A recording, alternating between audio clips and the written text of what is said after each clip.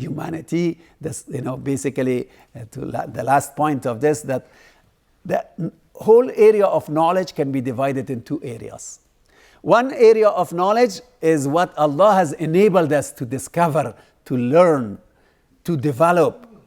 This is one area of knowledge that we learn from parents, we learn from teachers, we learn from schools, we learn from college, we learn from books, we learn from websites, we learn from other people.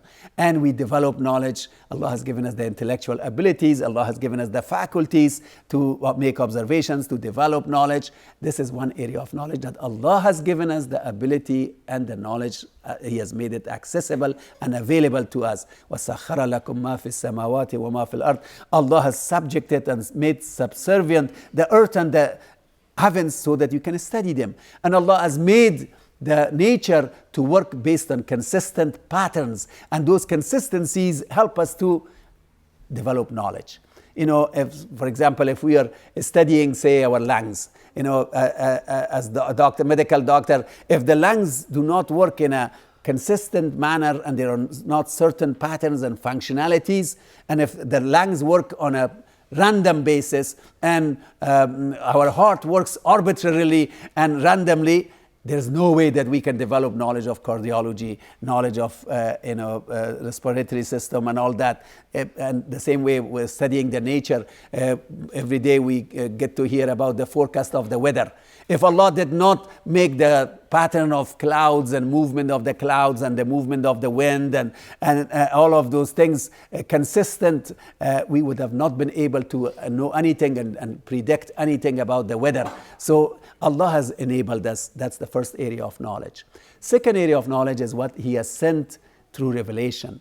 That knowledge is super knowledge that we have no way to find out about. Allah has sent it through revelations, through prophets, through books. For example, about next life. What will happen after death? No matter how many scientists and the philosophers, they all get together to find out about next life, there's no way to find out what happens after death.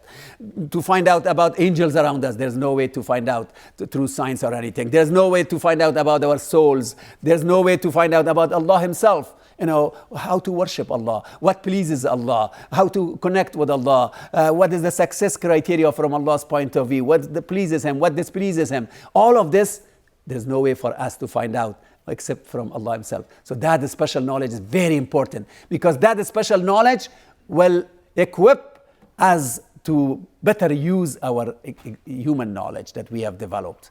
It will enable our hearts and brains and minds to think better, to make better decisions, and to use their knowledge in better ways, and to live a responsible life, and to live a beneficial life for ourselves and for others when we understand the value of revelation, that knowledge that Allah has sent to us.